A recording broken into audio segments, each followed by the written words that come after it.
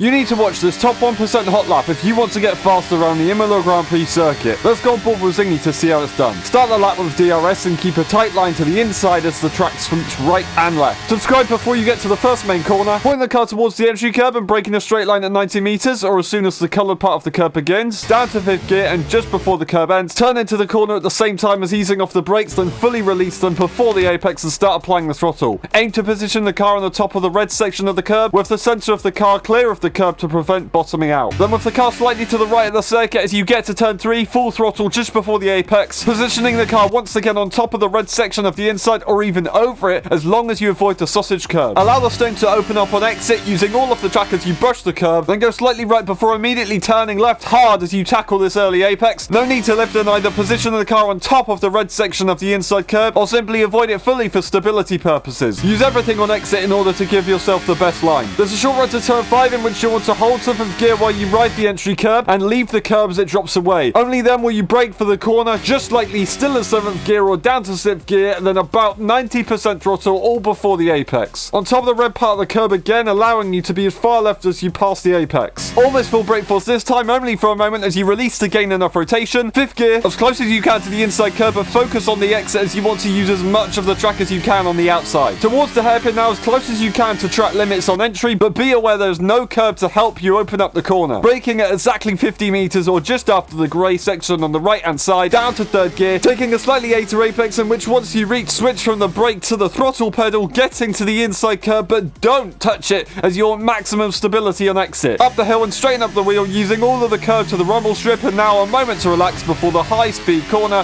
of turn 9. This is a tricky corner as there's not a specific braking point, however just after we pass the 50 meter board or about 40 meters we want to brake with full force momentarily, then instantly release into 6th gear, back on the throttle before the apex and riding on top of the red section of the curb, overall carrying a high minimum speed throughout the corner. As soon as you exit, try to keep the wheel as straight as possible without exceeding track limits, hold a tight line and stay left to open up the following corners. Full power all the way through turn 11, positioning the car on the entry curb, then turning in as it drops away, maybe even dipping a wheel into the grass, trying to get as close as we can to the inside curb without touching it, allowing us to send the car straight towards the entry of turn 12. We are still full throttle in 7th gear and only brake as we start to get onto the outside curb or just before the grey area disappears on the right of the screen, or even just before the Aramco spots are on the left. Keep the car as straight as possible to avoid locking up, staying away from the rumble strip, down to 3rd or 4th gear depending on preference, then bleed off the brakes as you make your way up the hill, slightly on the power already before the apex, looking to position the car on top of the white section of the curb, allowing us to set up the exit by keeping the car as straight as possible, giving us the best chance of achieving full power. Alternatively, you can miss the inside curb here to maintain grip on the track surface itself. In 4th gear now, we need to straight line turn 13 in order to maintain 100% throttle, which we should have just reached before we get on top of the curb. Heading towards the chicane using all of the entry curb, brake at 50 meters, 4th gear, slowly release off the brakes as you turn in, but instead of releasing the brakes like other corners, we are maintaining a small amount of brake pressure whilst cutting the first corner hard, riding the yellow section and allowing the left tyre to get as close to the track limits as possible. Slightly on the brakes, and by cutting the first curb hard, we should be able to easily cut the second, and only get on the throttle after getting off the curb to prevent wheel spin. If you prefer, it's possible to do as we do, brake as you cut the first corner, then fully release to power towards turn 15 and get back on the brakes again for a short moment, only lightly cutting the second yellow curb here in order to focus on the exit. Point the car outwards towards track limits, and all we need to do now is get through the final few corners to set the lap. Minimize track distance, be aware of the downhill slope, reducing brake efficiency, use everything available on the right, brake at 80 meters, then keep the car straight as you brake in order to maximize the braking ability that you have left. 4th gear, come off the brakes, only tap the inside curb in this low traction section, on the throttle just after the apex, unwind the steering and full throttle once straight and on top of the curb. Using the rumble strip to open up turn 18, turn in, staying in 4th gear, a dab on the brakes as you go, on the power before the apex, brush the inside one more time, watch wide on exit, then DRS open and keep a tight line to minimize track distance once more. Across the line to set a 1 minute 13.836, and that's how you get into the top 1% of drivers in the world. The setup used for this video is on screen now, and if you want to tailor this to the race situation, all you need to do is decrease the downforce just a little bit to try and make overtaking easier, increase the differential by a click or two to make things more stable, leave the suspension geometry as it is to maximize lap time, soften the suspension just a little bit for consistency, and increase the ride height marginally so you have confidence over the curbs, leave the brake pressure as it is but increase the brake bias to make sure you are able to cope a lot better in the race, and with the tyre pressures, start from minimum and increase a couple clicks with practice to make sure that you find that perfect window for the tire temperatures. Make sure you subscribe for our next hot lap, like the video if you've improved, comment below how much you've improved by. Thank you very much to Zingy for completing this hot lap for us.